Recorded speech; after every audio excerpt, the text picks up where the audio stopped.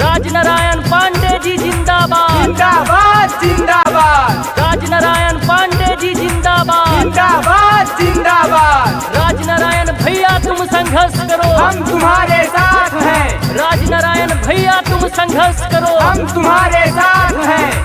प्रधान पद के प्रत्याशी सोखावा ग्राम सभा से युवा दिलों के धड़कन सबके चहेते बड़े भैया राजनारायण पांडे जी को अपना कीमती वोट देकर भारी से भारी मतों से विजयी बनाएं।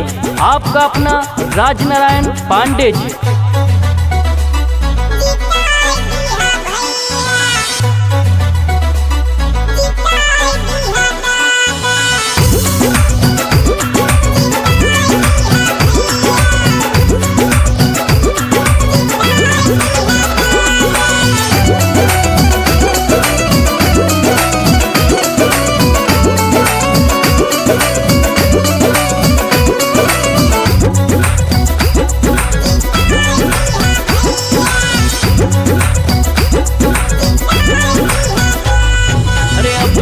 विरोधियन के लागे नहीं दौआ जिताई दिया काका।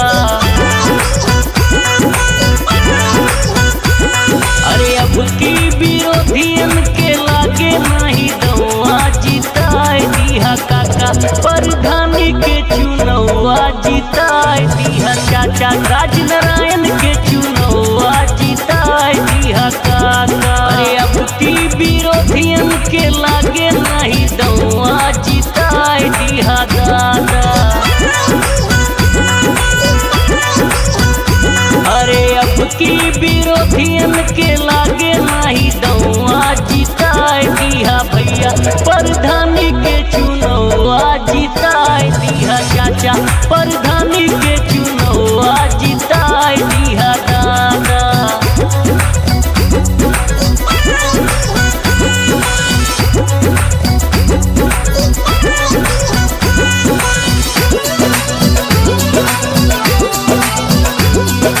हम लड़ रहे हैं इसलिए कि हर गरीब सम्मान से जी सके। हम लड़ रहे हैं इसलिए कि हर गरीब सम्मान से जी सके।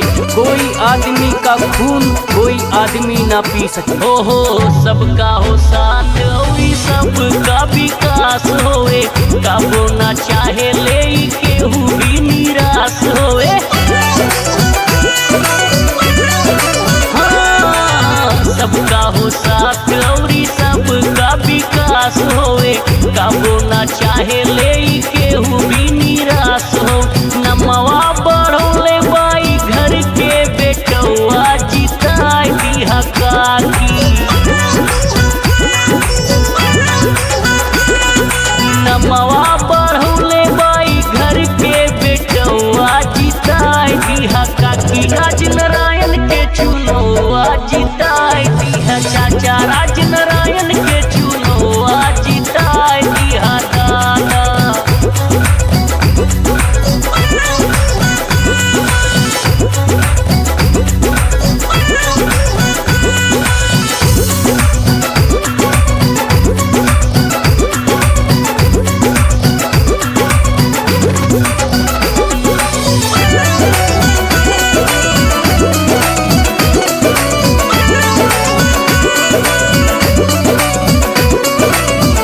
कर जब हम आएंगे सबका हक दिलवाएंगे।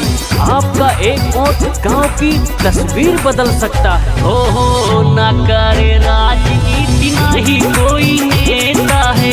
सुख दुख में साथ रहे घर का ये बेटा है। हो ना करे राजनीति ना ही कोई नेता है। सुख दुख में साथ रहे घर का ये बेटा। बेईमानवन कई बिगाड़ दी है भौआ जिताई दिया चाचा। बेईमानवन कई बिगाड़ दी है भौआ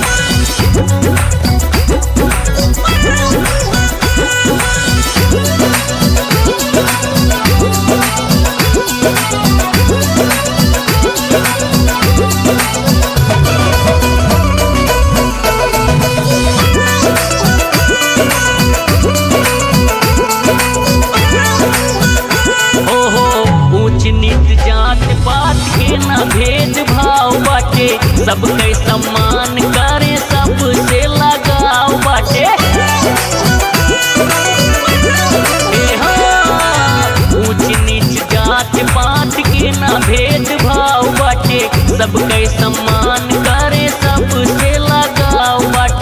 बन के हो बेटा पकड़ ले पौआ जिताए दिया चाची।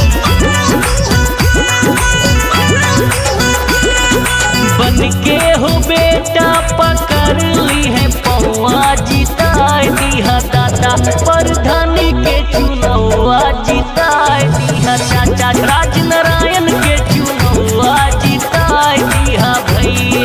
अरे अब की विरोधियन के लागे नहीं दौआ जिताए दिया काका।